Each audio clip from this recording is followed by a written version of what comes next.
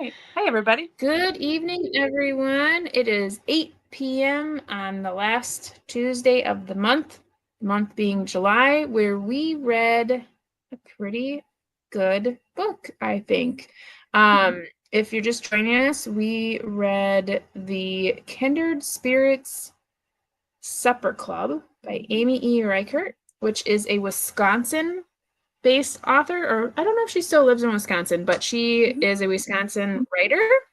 And in all the stories I've read from her, she writes about somewhere in Wisconsin, this particular book being Wisconsin Dells. But that is the book that we're going to discuss this evening. Before getting into that, we will let you know what the August read is, and then we'll tell you a little bit about what's going on in September. So before we jump into our current book, let's share our August read, which we did a poll. So all of our lovely book club members were able to jump over to our community tab and vote on a book for August. And there was a couple of different selections. And the one that you chose was Dr. Thorne by Anthony Trollope, which looks like a little bit of a chunkster. Yeah, this is small. This copy is 600-ish pages, 600 plus. But it's sort of like a little bit larger than a mass market for hardcover. So it's a smaller size. Well, maybe like closer to like 300-400, like 350 400 in a trade paperback. I'm guessing like 450 in a regular size trade, Okay. I did find, so for anyone who has a Audible subscription, I did find a free copy on there. So if you look it up, there is a free version on there if you're looking to find an audio file of that. That's how I'll be reading, because I really couldn't find it anywhere else. My library, in fact, does not have this book in a physical copy. So I'm going to be reading it via Audible. So that's going to be our August book. And then, so for September, for some of you, or maybe most of you here, know that my daughter has heart disease. And she is going to be having her second major surgery in September. So I am going to be pretty busy and unable to do a live discussion at the end of September. So Laura and I got to talking and kind of deciding what we would do in the event, or how that would look for us, considering that I will be not available. And so we decided for September, we still will have our reading sprints. So that'll be the first Tuesday of September. And but we won't have a book selected. So we vote for September books, and we won't have a specific book club book selected for September. What we do encourage everyone to do is kind of choose your own adventure. So read whatever you're reading, catch up on anything that you're needing to catch up on, and let us know throughout the month, and let each other know throughout the month what you're reading. So you can do that on Voxer, you can do that on any of our YouTube. You can put a post up for us, or maybe we'll put a post up and you can comment on that. But just, as book clubs do, just letting each other know what you're reading. But we won't be reading any specific book together. Now, if you guys want to do any buddy reads together while you wait for us to come back in October, that's something to think about. But we just won't have a book for DoubleBookedCo's book club reading in September. Now, just depending on how everything goes, the October reading sprints, which would be the first Tuesday in October, those are tentative because it just depends on if I'm home or not. So we'll keep you up to date as the time kind of rolls around. But for right now, we'll have our August book, which we have selected, which is Dr. Thorne. by Anthony Trollope. And then in September, so during the reading sprints, we'll give you the options for October, so that you can select for October, but there won't be any voting or anything right now for September because we're kind of skipping that because I will not be available for a live discussion. So I hope that made sense. And if you have any questions, please feel free. No worries. And we'll just keep on trucking. Anywho, looks like Andy is here. Hello, hello. Hi. I'm glad you're excited. I have not ever read from this author, so I'm excited to read something new. And I'm hoping that it's like a good Audible or like an audio copy because I won't know if it is. Like sometimes I feel like when you get like free stuff, like the worst thing that could happen is that it's like abridged or something, and I really hope it's not because then I'm gonna miss probably important details. So anywho. Oh, okay. So like we said, we read the Kindred Spirits Supper Club by Amy Reichert this July, and this was my pick for my birthday month. And I have read from this author before. Have you read from Amy Reichert before? Yep. I read just her first book. That was it. It was really good. I liked it. That was one set in Milwaukee. Oh yeah, so Coincidence of Coconut Cake. Yeah. Yep, I read that one as well, and I thought that one was pretty good. Mm-hmm. I think the best thing that this author does that I don't see a lot in books like this is that she makes all the side characters just as good as the main characters. Yeah. Because I felt like this in this book, and I felt like that in that Coincidence of Coconut Cake. There are some side characters in that book that I really do enjoy. Mm-hmm. And I've also read, she has another one called The Simplicity of Cider, and that one takes place in Door County, and that one's pretty good too.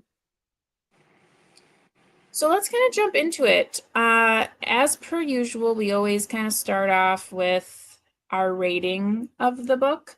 And we use the Goodreads scale. So on a scale of 1 to 5, 5 being amazing, what would you rate this book? I think I'm going to settle on a 3. Sort of a 3.5 initially, and then I started to think about a few things. Nothing is terrible. I thought, you know what, actually, it's just a really good, solid 3. I like her stuff very much. I think she, like you said, she does a great job with secondary characters, and I do appreciate all the Wisconsin references in her books.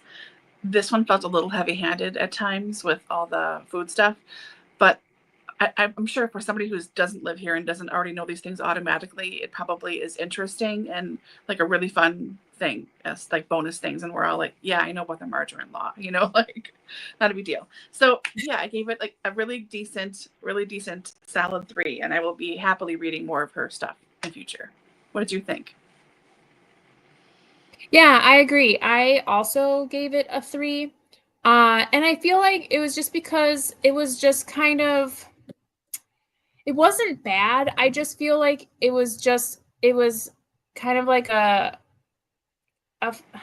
hate to say flatline, but there was no real crescendo at any point. It all just really felt like this is the story and we're just dawdling along, listening to the story. And I didn't feel like it really had any big reveals or like it just was puttering along as a story, and there's nothing wrong with that. I think it was a good story. I enjoyed it. I read it in 3 sittings, so it kept my engagement in all of those sittings, and I enjoyed the characters. I enjoyed the side characters. I enjoyed the supernatural piece. I enjoyed the references to Wisconsin, but some of them I'm like, we don't have to say every single time you have a beer like it's a spotted cow. We get that you're like plugging all the things that are Wisconsin. And like you said, maybe it's because I am from Wisconsin and I know all of these things, but they were just like, it felt like one time too many in some instances.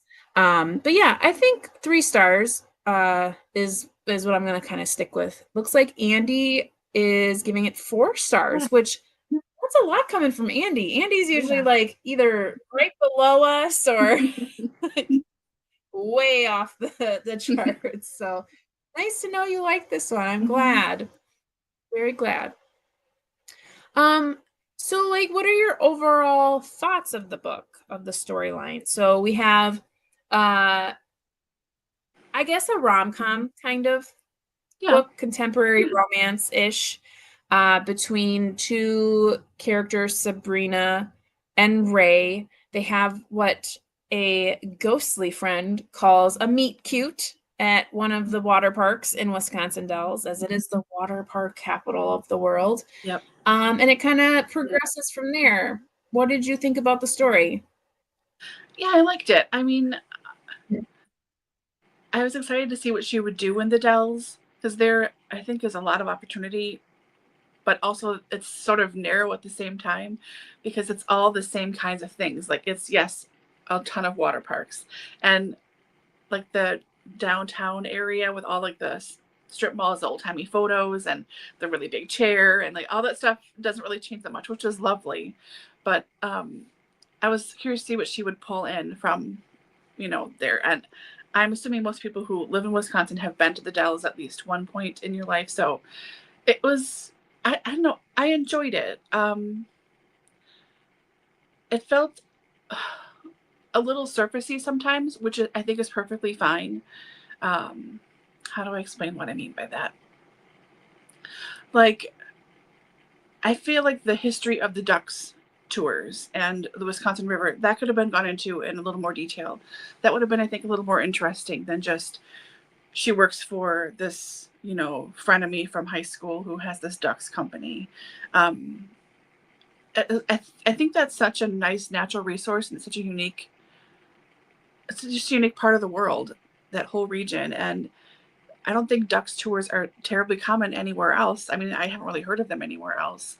So I think that could have been focused on more, a little bit, just developed, not heavily, but a little more developed. It would have been nice. And I liked the supernatural part of it. I thought that was a nice addition.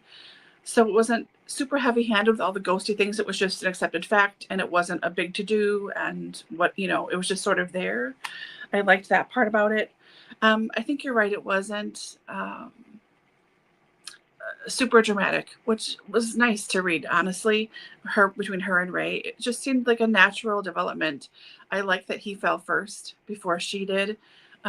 Their fake dating made sense in a realistic way, and it wasn't like his family wasn't so overbearingly awful trying to get him to be together. I mean, they were pushing, but it wasn't like you read some romance novels and it's like, oh my gosh, calm down, So I thought it made sense just for them to naturally develop a friendship. And I don't know, it was just a really nice, enjoyable story.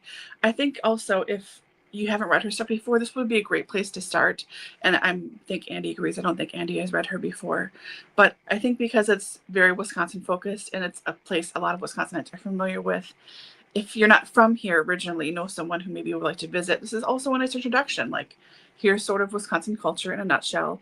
It's a very easy story, very easy to read. I mean, she's a really nice writer. Nothing is jarring or out of place. Or I think it's a good place to start. But I just enjoyed it. It was all just a nice ride. Nothing too crazy. Nothing popped up. Nothing massively stressful. I did like her portrayal of anxiety and panic attacks. That felt realistic as someone who has both. But yeah, I just enjoyed it. It was just good. What did you think? Yeah, before I mention, I just don't want to ignore Andy here. She says she really liked it. Another one she expected to DNF. I thought she might too. I was like, oh, I don't know if Andy's going to like this. I'm glad you did, though. It's funny, Andy, because often when we start reading a book, Laura and I talk about it usually while we're reading it. And a lot of times we're like, oh, I don't think Andy's going to like this one. Or when we're deciding on books, we're always our number one thing, Andy, because you are such a avid reader. We're always like, do you think she's read any of these? Yeah. So it's really, we never know. And then we're like, okay, we're just going to put it out there. And then when you go, oh yeah, I've read that one, we're like, dang it. Yeah.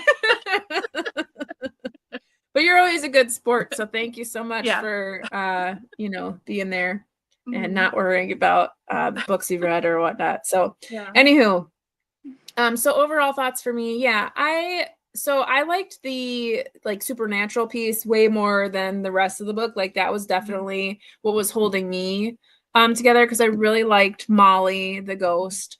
I was really interested and really like invested in her story, and I really liked finding out more about her, and it also kind of allowed you to get more historical like references, Yeah. and it makes me wonder if like the places that she referenced or kind of alluded to were real, and if the amount of mentions of like Al Capone being in that area Mhm. were as authentic, like, because that's a little, I feel like that's a little far north for him, because It's not.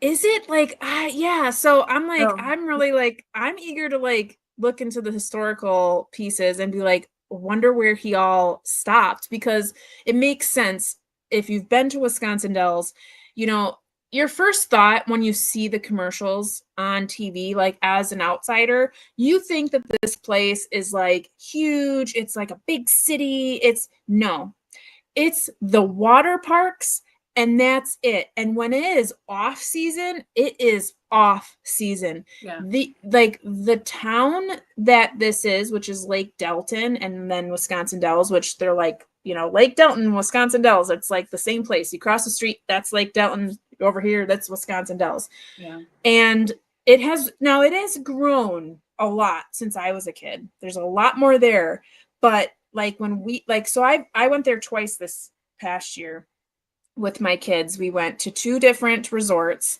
and one we went in October, and one we went in January. And I can tell you, so October is at the end of the season, obviously, a little bit more going on. January was like completely off season, and it's like a like dead zone. Like there's hardly anybody there. I mean, there's people at the water park, but it's not that many. When you drive around, it's not that much traffic. And I'm pretty sure their population, like the actual Lake Delton, Wisconsin Dells population, is less than the place that I live. Yeah. And I don't live in a big town. So it's a small town for like locals. And it's really interesting. I love going downtown. So when I was a kid, we used to go, I would say like once a year when we lived in Wisconsin. And I just remember always walking past all of the candy shops and watching them make fudge and watching them make cotton candy bags.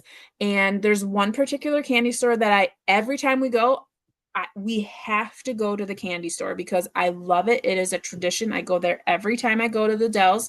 Every time I go to the Dells, I have to eat at Paul Bunyan, which we couldn't this last time because my son got sick, so we had to leave early, so we didn't get to go.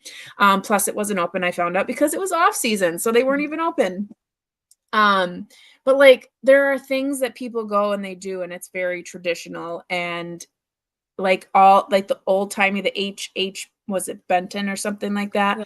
There were a lot, there are several of those. And it's like you go in and you dress up like the olden days, and you get a sepia photo of you and your family. You're not allowed to smile.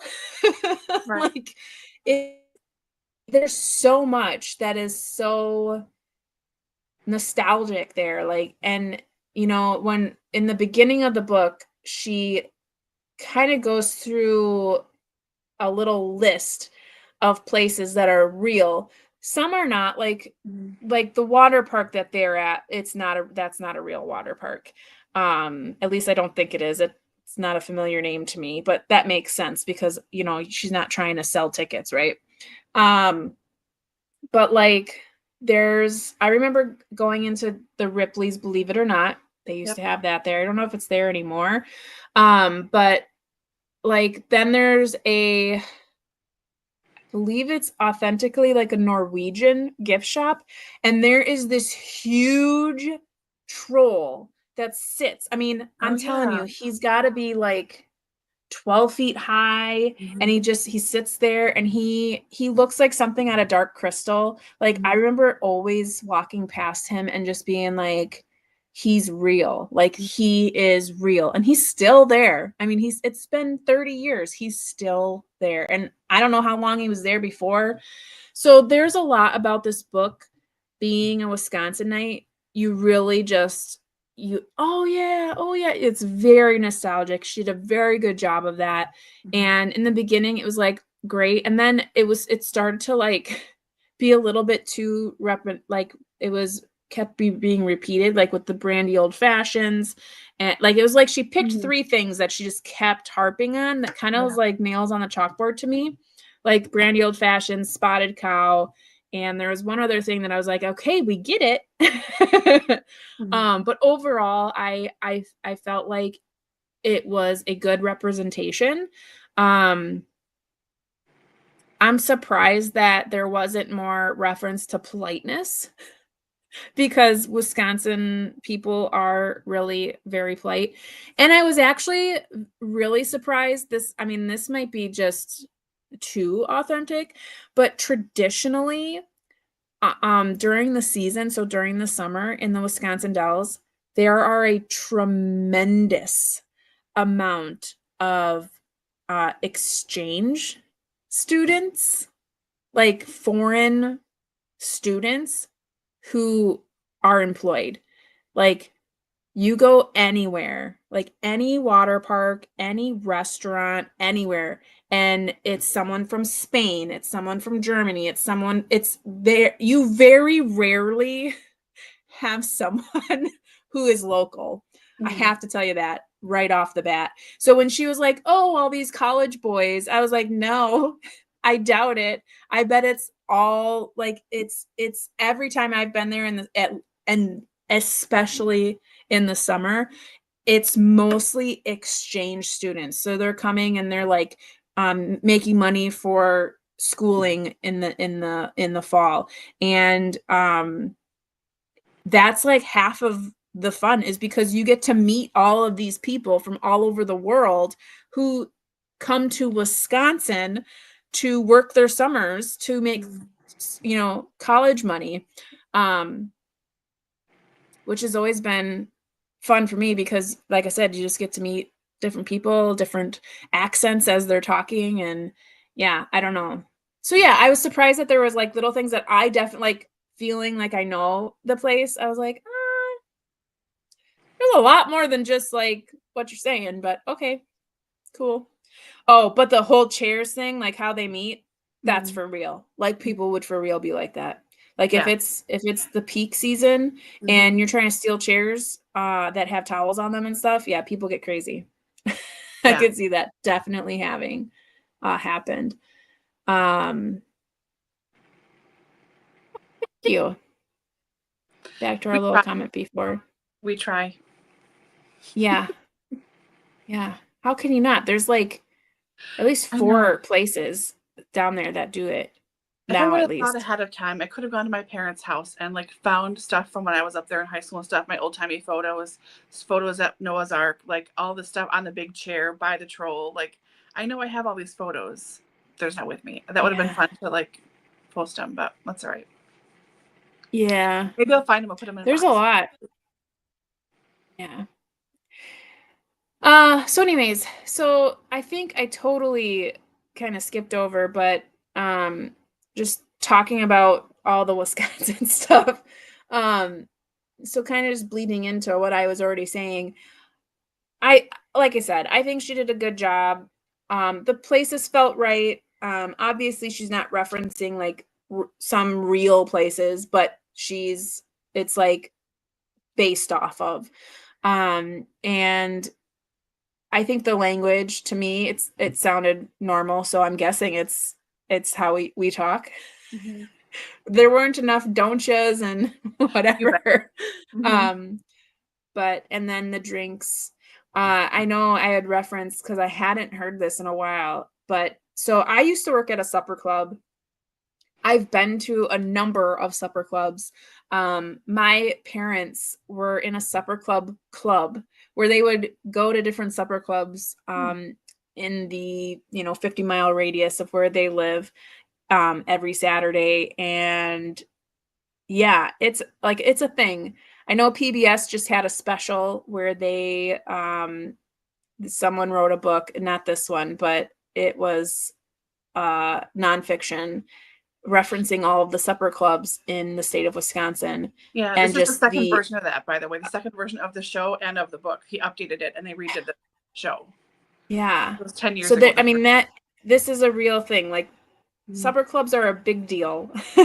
And there aren't as many as there used to be, like, because of just how everything changes and how often people go out to eat. But as far as I know with supper clubs, I'll be right back. it is like a tradition. People go weekly. They have the same server. They get the same meals sometimes. They usually are always getting an old fashioned. Now she references brandy old fashions, which is pretty traditional, but people do change it up. I've heard people get bourbon. I've heard people do the blackberry brandy. I myself usually do whiskey. And then you have the difference of, like, if you want it sour, which is like, what are the sour sodas? Like, what is it? Citrus drop or whatever. Is that what it's called? Sun drop. So it's like that citrus sour soda, or sweet, which is like a Sprite or a Starry. So you have that. And then depending on the supper club you go to, because not all old fashions are made equally. Some people, like some supper clubs, go all out. So they muddle an orange and a cherry, like a maraschino cherry, and a sugar cube. They muddle that in the bottom of the glass, and then they put in your ice, your liquor, and then your soda, and then they put bitters in it. Now, this is what I have at home. I usually always have a thing of bitters in my fridge. Believe it or not, I'm not lying. This is not the brand that I usually have. The brand that I usually have has like paper on it. I can't remember what the brand is called. But this one, it came with like a set to do old fashions, and it's not as good. It's definitely not as authentic. But I have it nonetheless. And then you kind of just like put that in there. And bitters used to be, so during Prohibition, bitters used to be a prescription. You could get a prescription at your pharmacy for bitters. And then people would take bitters as shots. Like, now, if you have ever had bitters by itself, you but yeah. It is okay. So I have done this, because in Door County, not in Door County, it is Door County, but on Washington Island, there is a bar there that used to be, or had been, a pharmacy that sold bitters. So at this bar, you can get shots of bitters, and then they actually give you like I did a shot of bitters, like, card or whatever, and you actually put your thumb in the bitters, and then you use that as a stamp of like, I took a shot of bitters. And I took a shot of bitters, and this is after years of having old fashioned. So I'm like, oh yeah, I can do a shot of bitters. Oh Lord. Oh Lord. That is gross. It is. It is terrible. Now, bitters has this like earthy, citrusy, like medicinal flavor, but somehow in an old fashioned, it just makes sense. I don't know why, but it just does. So I myself made a poor man's old fashioned, and you can see this is not what bitters usually does. It does not make your stuff this pink, which is why this is not like authentic. I don't know why they're selling it that way, but it's not. But so, like I said, most supper clubs, if they go all out, they are muddling the orange, the maraschino cherry, and a sugar cube, and then putting your liquor and your soda and bitters in. Mhm. Some supper clubs who don't want to do anything, they will literally just put your liquor, bitters, and your soda in the glass, and then that's the poor man's old fashioned. There's no like orange or maraschino. What I have seen in some supper clubs is they skip the sugar cube. They just do the muddling of the two fruit and then put your other stuff in it, which is, I mean, fine. Oh, and then you always have like an accent of either olives, mushrooms, cherries, whatever accoutrement you want. It's like, it's a really good drink. I don't know. I love it. We have it out when we go out. We have old fashions. So anyway, squirt. Yeah, that's the drink I'm thinking of. Okay, where are you? Where are you? I've never had an old fashioned, and I've never been to a supper club, which I'm going to get my Wisconsin card revoked for those two things. I know I am, but I just haven't. I mean, I know they're a thing, but they're not a thing in the southeastern Wisconsin part of the state, really, where I live. So we just Mm-hmm. never. It wasn't really a thing. That's not. It's like an up north, out west thing, you know.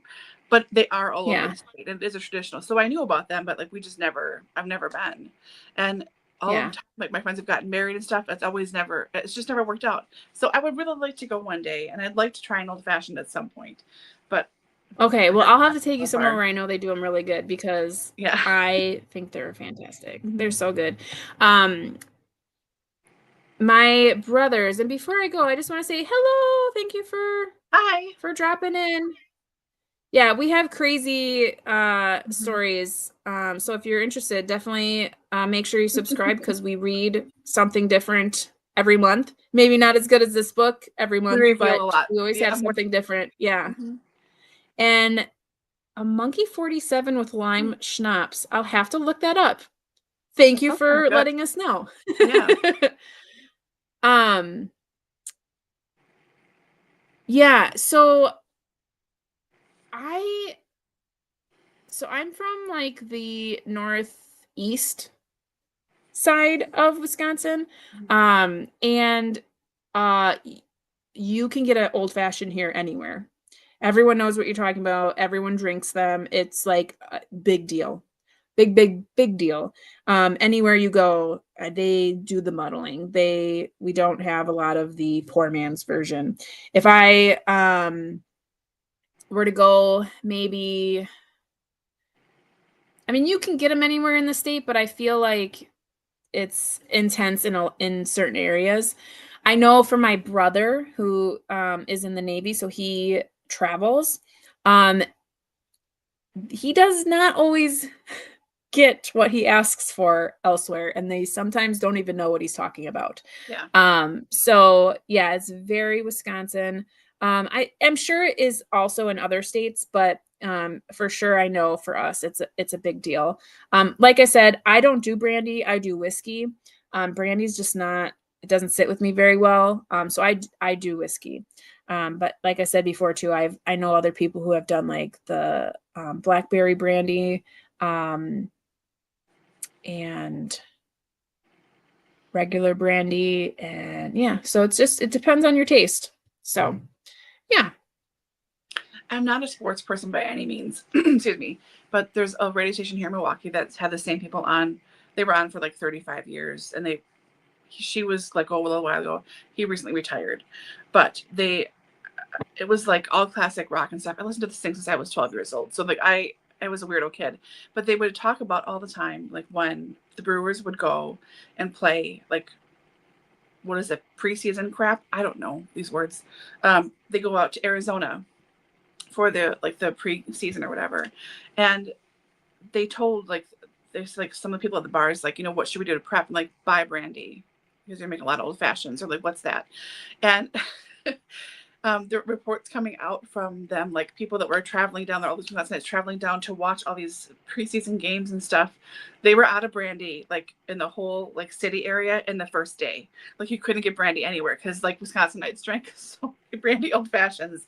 They were like, whoa, okay, well, so they were out of brandy for like a day or two until they could get a whole bunch of from the supplier. But every time they had to pre-order like huge amounts of brandy because Wisconsinites just like them so much to drink them. So I think it's hilarious that they just travel everywhere.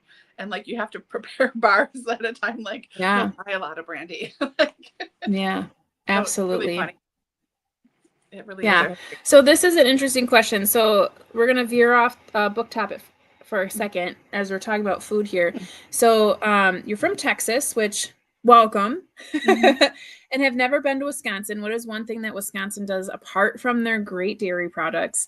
Yeah, I was just thinking about our dairy products because I was thinking about this book when I went to the grocery store today, and just like, you know, the rows and rows of cheese that we have in our refrigerated section. It's like, yeah, we do a lot of cheese. So I mean, if you're talking about food products, I mean, how would you say like what else we're like known for other than our dairy products? Like brats and sausages are a big deal. Yeah, like the brats and and sausages, stuff. like German influenced items like that, like brats.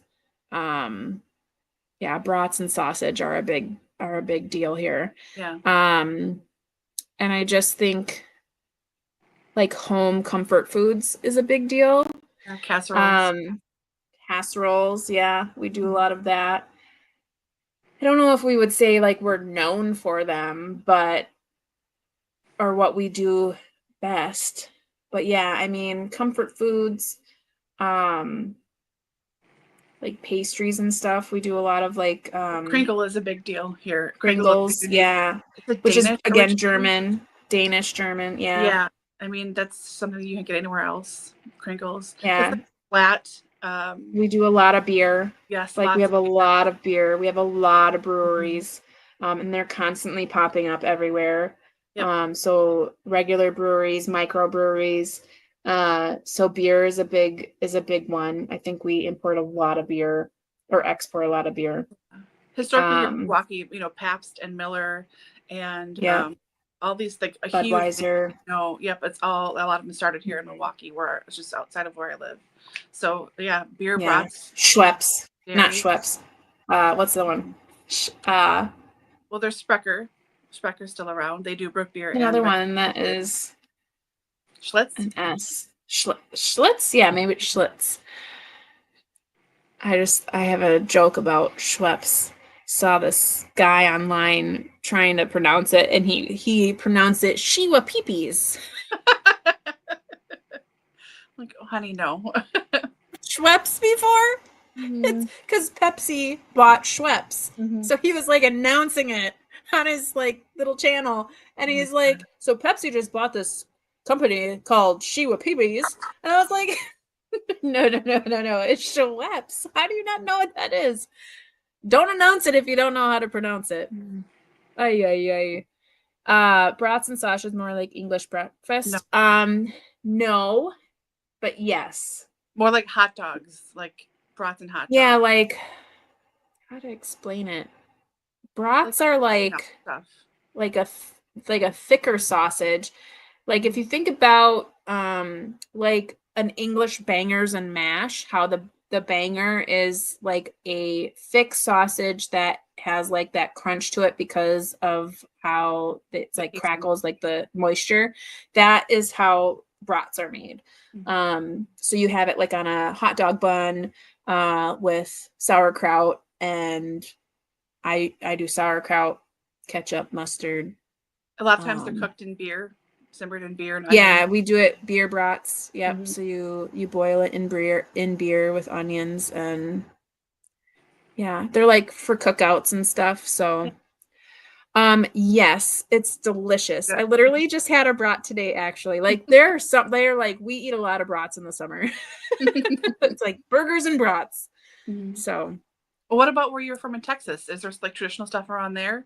Texas is such a massive state. Like, I'm sure there's a huge variety depending on what side you're on. Like a lot of like barbecue, like chili and Mexican ribs food, and I would say like probably lot. lots of like, tacos and things. Yeah. Maybe there's depending on where you are, you know. Oh man, I Oh, bet, yeah, New York hot dogs. oh yeah. There's nowhere else you can get those for sure. So hot dogs are a lot different than brats. Hot dogs are made with different dish meat, whereas like brats have more of a spice to them. Like Hmm. I don't know how to explain it. They're just wonderful. They're so good. Okay, so switching gears here, although I'm loving the chatter about Wisconsin and food because I love talking about food, as we all know. But let's figure out where I left off. Oh, here we go. Yes, barbecue is so good. Yes, I bet it is. I have not been to Texas, but I know of people who have lived there and who have gone there, and yeah.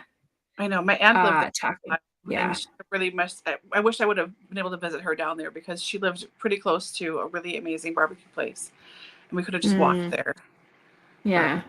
that's all right. Yeah. Tacos from local food trucks are way better. I think you can say that Great. anywhere you go. Yeah, that's You true here have a too. But I'm sure it's local even better there. a food truck that you like to go to for tacos, don't you? Mm-hmm. Yeah. Mm-hmm. Andy mentioned that when we were in the military moving around Oh, the country, we would not get brats in other states. Shut the front door. You that's could funny. not get brats in other states. Well, I'm glad I live here, man, because I don't know if I can make it. That seems like such a. I mean, I'm sure. I know we eat a lot of brats, and I get that it's more of a regional thing, but I didn't think it would be that exclusively regional. You know. Mm, I Mm, mean, I love fish tacos. we're gonna have to start investigating Yeah. because yeah, that's crazy. Okay, let's switch gears. Let's talk about ghosts. So, Mhm. obviously this story is not just a romance with people in the real world. I mean, they are in the real world, but there is a supernatural element. So what did you like about the other half of the story, like including what they do as their, job, their vocation, and all the characters that come along with that? Molly, who's a pretty main character, side character, but main character in the story, as well as Belle and Harry and everyone else. What did you like about the ghost element? Yeah, I think it was nice. I like how she really seemed to ground them in their own real life, and also in how they appear to her family. Like they can appear right away after they die, and then they need a little time to adjust to being not quite, not, I mean, not alive anymore, but also not crossed over yet. So that was kind of interesting. That takes a few days. Like Harry's talking all jumbly for the first few times he runs into Sabrina. Um, I don't know. I really appreciated that. I thought it was very nice. I mean, as someone whose house is haunted and who is like into everything, it just seemed I appreciated how like run of the mill it was, even though it wasn't really run of the mill and she got made fun of for it and everything. Like I just enjoyed it, and I really liked Molly as being like a main secondary character. Her real life was alluded to when we finally got to hear her like little lore and how it's not quite accurate, and helping her like near the end. I don't want to spoil anything, but like helping her figure things out, and that was really nice too. I just really enjoyed it. I thought it was something a little different, and I think this is the only book of hers where she does something with supernatural. I haven't read her other three books that she has. I've just read the one other one, and but I don't think there's any other ones that have any kind of ghostly supernatural elements. But I really enjoyed this one. I thought it was a nice little addition, and it helped pull in some of the history of the Dells too. So that was kind of a fun way to pull it in and make more of the story. So yeah, I liked it. What did you think? It was a big part of me enjoying the book. I think because Molly's character is so like energetic and she's got so much charisma and she just was so like funny. Like I really liked her from the very beginning. Like at first I was like, wait, so it's a ghost? And at first I thought she was like younger. Like I thought she was like 12 or 14, somewhere Oh, around there. But then like obviously as she starts talking more, I'm like, oh, this is like a 20-year-old or something like that, but like very aged, like obviously depending on how long she's been there. And as you get to know her a little bit more and get to know her story a little bit more, it was very frustrating to me because I'm like, wait a minute, she's been around this long and they don't know what her story is. Like, they don't know what's going on. Like, it was, so to me, that was very frustrating. But as a reader, I'm like, okay, but she's going to cross over by the end of this book. Like, this is going to be the other half of the book. So these two are going to fall in love and she is going to finally find her love because it was lost. And I wish, I'm a little saddened because I don't remember, maybe I missed it, but I don't know if it was even said, like, what did she even die of? Like, it's just like, oh, she got sick and died. I think it was the flu. Like, she got sick and died.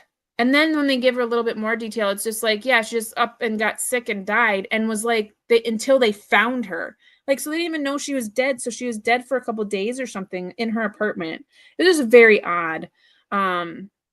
But given the time frame, it could have been influenza. Like, obviously that was, you know, running rampant, you know, during that time era. So I'm assuming that's what it was.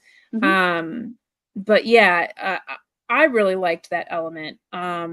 I thought that there were nice arcs as far as like with Belle being the ghost that haunts the cemetery, who was a total like meanie in the beginning, and not that she really changed that at all, but she was a little bit more part of the team by the end, I guess you could say.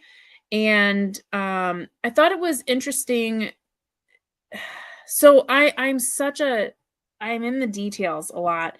And with Harry, when he passes and comes to them to help with his unfinished business, he can't speak.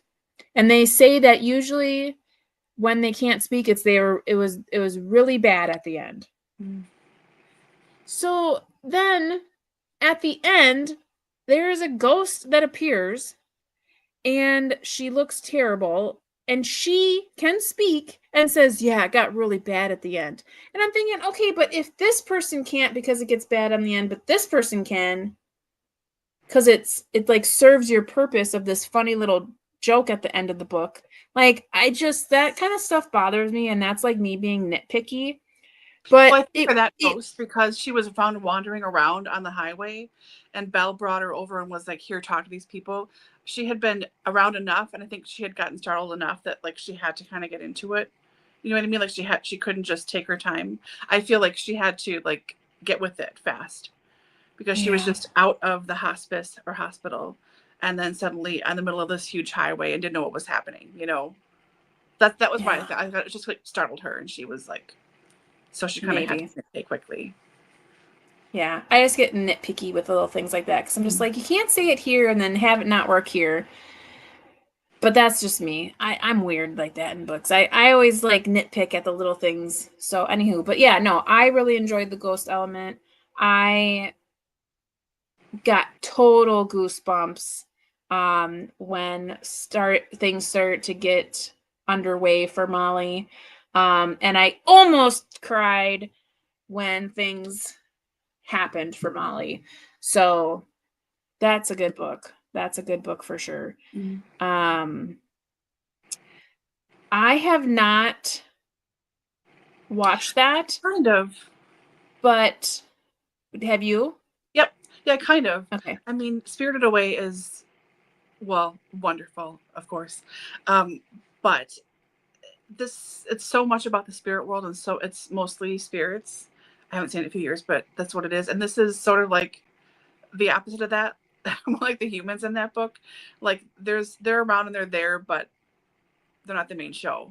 But it sort of is the same light feeling to a certain extent. Yeah. Awesome.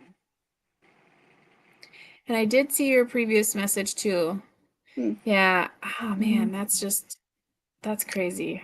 Yeah, I really am surprised how they haven't so spread surprised. I just thought they would be not. There must be things that we don't know about. I mean, because it's food. Like, that's what's crazy is like when you hear this from people, you're like, I've never heard of that before, and you're like, what are you talking about? Like, it's food. It's sold at like our used to be Miller Park. Now it's called American Family Stadium or something. No, it's still Miller. Yeah, we call it Miller Park. But I mean, they sell brats there. They sell brats everywhere. I mean, Johnson, like they're called Johnson. So there's a company called Johnsonville Brats, like Johnsonville, and they sell brats and sausage and brat. They so many brats. I mean, there's a brat section. So there's like several different companies that make them. So I wonder if there's food in other places that we don't know about, because I like food. I wanna eat food that I don't know about. Yeah. I know my uncle lives in Anywho. Alaska, and I know that every Christmas he would buy himself a huge basket of stuff from Usinger's, which is a Milwaukee sausage company. Of just like a variety pack of Usinger's stuff. sausage is so good. Yeah, so he would do that Every and have time that you go shipped to Alaska yeah. every single year. And we were always like, thought that was kind of funny because like you can get really good cheese and really good sausage in Alaska. Like they have those things, but I know it's different. I always assumed that was more of a nostalgia thing for him because he grew up here and grew up with Usingers and everything. But maybe it's not. Maybe it is. I don't know, more regional than I expected. Man, I totally forgot about Usingers. So Oh, every yeah. time we go to the state fair, I always made sure I had a Usinger sausage because they're so good. Oh man, I'm not going again this year. I know I'm not going. I haven't gone in a couple years. I gotta wait. I gotta wait for my kid to be a little bit better. Yeah. Anyways, okay. So totally switching gears. I know we've been talking about a lot of fun stuff. We gotta talk about something else that's important in the book, but maybe not so fun. So anxiety plays a huge piece in this book, and we don't see that very often in books. You know, sometimes we don't get to see these real issues. So how do you feel the author approached it? Like, do you feel like it was an authentic experience? Do you feel like it was heavy-handed? Do you feel like it wasn't enough? Like, what were your thoughts on Sabrina's anxiety? Yeah, And how she dealt with it throughout the book? I think it's really realistic, but also a little heavy-handed in parts. And I know your personal mileage may vary. Not everyone has the same experience with anxiety, but at least for me, a lot of the time, if I have to function and do something, I can ignore the anxiety and push it back to do the thing I have to do so I can get out of the situation as soon as possible. You know, like I can act normal. I can just pretend it's not happening, pretend I'm not having a panic attack. And then as soon as like that person leaves or I walk away or my shift is over with, like boom, it starts and that's it. So maybe not everyone can do that. I don't know. I mean, again, your mileage may vary. So I thought it was fairly realistic, but there were so many times she just flat out shuts down for what seems to be not a big anxiety thing. And I'm sort of like, well, that just seems like a low level everyday anxiety thing that happened to you based on everything that you just told me. So why are you shutting down about this? But if you're a highly sensitive person, which I also am a highly sensitive person, some days you just don't have anything, you can't do anything, and you have to sleep. Like it takes you days to recover after something that no one else would blink at, but it's hard for you. So again, sort of realistic, but there were a few times I was sort of like, really? You can't just push through for like another 20 minutes? Okay. So, I mean, realistic to a point. And the panic attack thing felt real. And I did like that she took Ray to her like special spot. That sounds gross. It's not disgusting. Out like on this bluff looking over the river and the sun setting and everything. I liked that she had a spot that she could go to that nobody really knew about, because that felt very realistic to me too. Like if you grew up in a place with a lot of nature, you would have a place as someone with anxiety to be somewhere to escape. I know when our family had our lake house that my grandparents and my parents built, when we had that, I had a certain spot I always would go to when I got too overwhelmed and anxious and stuff as a kid. So that felt realistic to me. And I liked that it just showcased more of the nature around the area and how different and beautiful it is, you know. So anyways, yeah, realistic to a point, you know, like pretty good job nailing it. What did you think?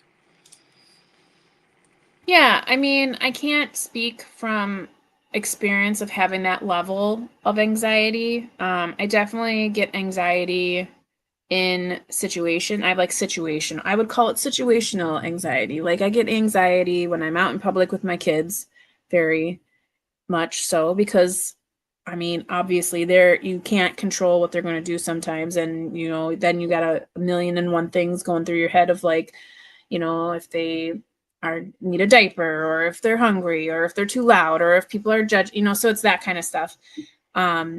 And parties, getting ready for parties. We have kids parties and all that kind of stuff. So I it's more like that.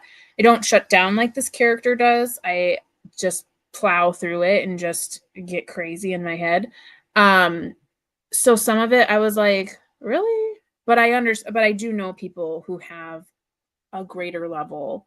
So I can empathize with that, and I can read a character like this and kind of roll with it and go with it, and be empathetic towards their situation. And so, I mean, like I said, I've never been in these,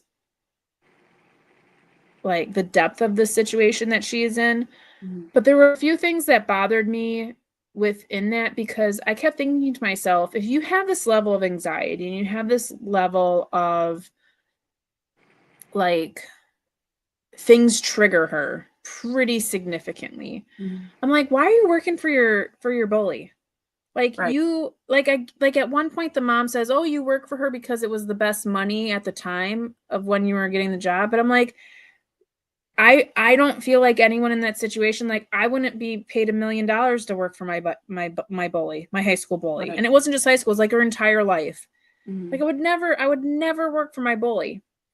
And then there is another instance that I'm like, oh, with her working at newspapers and in journalism, like, that to me didn't make a lick of sense, because she doesn't want to talk to people. She literally does not want to pick up the phone. She does not want to talk to people. She does not want to deal with people.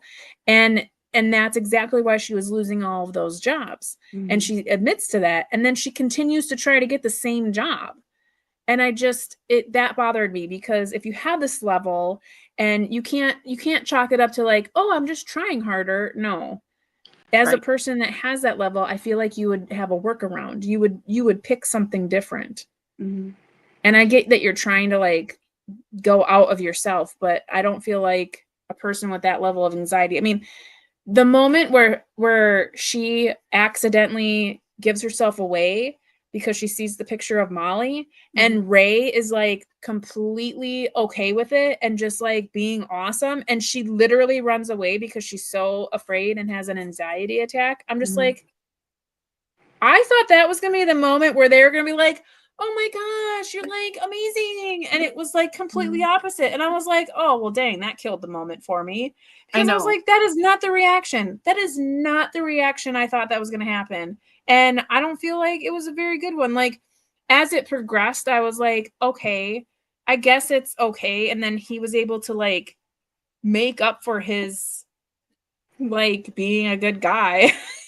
Like, I did not like that scene. I was like, this feels dumb to me. So I just, but I mean, I definitely cannot say, like, I don't think there's a question of authenticity with it, because obviously everyone is different. And I feel like we're seeing more of this subject in characters. So that's nice, because there needs to be, like, a level of normalcy with having characters that have mental health struggles. So I think it's good that it was there, especially with the complexity of her life. I mean, look, she is trying to make it on her own. She's back home. She's almost 30 years old. She has a ghost haunting her, ghosts haunting her. I mean, who wouldn't have anxiety? I mean, it's not like you wake up one day and go, yes, dead people. And you work for your bully. Like, that's a big deal. You're right. I would never take that job. That wouldn't even be an option for me. Even if it was the only job in town, I would just find something else somewhere else. Truly, I would not even bother, just for how nasty this person is. I mean, no, I would not do that. Yeah. And that whole thing, like you mentioned with Ray, when he's, like, totally fine with her mentioning that she sees ghosts, I was like, girl, you're not even listening to what's happening. You're not even aware. You're not there at all. Yeah.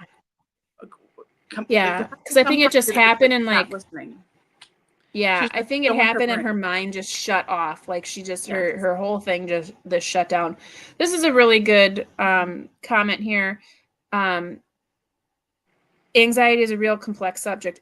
Yes, it's completely complex, and I feel like it's different for everybody. The levels are different. The what happens, how you feel, how you react is definitely different. And I like how you say each type of anxiety is some form of ghost from the past. That's, I mean, exactly what this book seems to be about.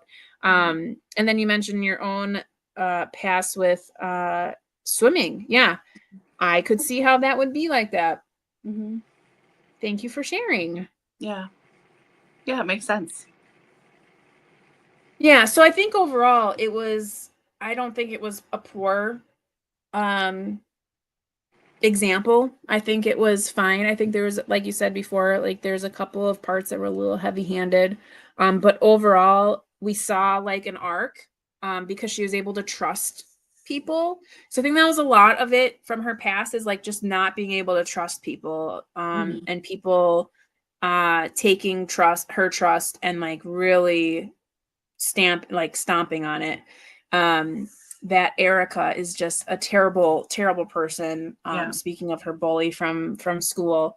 But yeah, there's no way I'd be working for that person. It just yeah. Anywho. So yeah, we're already at the hour mark. And it usually at this point we kind of start to like veer off into let's kind of wrap it up. So I mean, any other topics? I know there's a lot we could discuss. I particularly I liked the ending. I thought it was a nice ending. I liked that they were able to get all the things that they wanted to get done. I didn't like that the whole book, their whole relationship was like set up on like doing this gala, and then we don't even get any gala. Like we don't have a scene with them dancing. We don't have a scene, like nothing. It was just like, Yeah. yep, and then we woke up and it was over. Like what? Mm-hmm. I don't care that Erica walked up to you and had toilet paper on her shoe. Like Yeah. that was her comeuppance, I guess. But like I thought they were gonna like she was gonna give us scenes from that, like stuff that was auctioned off, or them dancing and having like a really sweet moment there, or and there just wasn't enough of that. And I was like, the whole book they kept talking about this gala and what they were gonna do with it, and the post-it notes and all the things. And I was like kind of let down, even though I know that's not like an important piece of the book, but I was a little let down. I wanted to know more about that. Yeah, just a few more paragraphs So, would have been nice. Not a huge amount, just a little bit, Yeah. Yeah. So I wouldn't be finding those diamonds. I'd be like stopping that train right there. So yeah. But it was, I mean, overall it was good. But like I said in my overall thoughts, like it really was just very even keeled the whole time. Like even the little upset was still just, it was just like, yeah, whatever. I didn't feel like there was nothing really at stake, I feel like. Yeah. I really liked Ray. I can't remember many main characters in romance books that have glasses. So I was pretty psyched about that. I was like, yeah, glasses. I like glasses. Yeah, a Obviously. lot of Emily Henry have glasses. A lot of Emily Henry's guys have glasses too. Oh, So okay. really I don't popular. read her, so yeah. Yeah. Cool. Mm. But yeah, I mean, I obviously read this author. She doesn't do the same thing. Like, so this one was kind of supernatural with ghosts. The coincidence of coconut cake had no, I mean, there might have been a little whimsy some places in there, not a lot. And then in simplicity of cider, there's a little bit of magical realism, like just a little bit, like that is it never gets explained. It's just there. So, but it's not like, it doesn't take a lot of space in the book. It just, there's little things that happen and it's like, oh, magical realism. That's kind of cool. And that's it. There, it's not explained. They don't really spend a lot of time on it. But this one is obviously very old. It's a ghost story, so Yeah. But yeah. I really liked it. Yeah. Yeah, I'm looking forward to reading this one more on the shelf. Yeah, I'm gonna get my own copy. Yeah, for sure. I think there's a lemon one. Something about lemon. Yep. Is Luck, one Love, of and them. Lemon I Pie. don't. Yeah.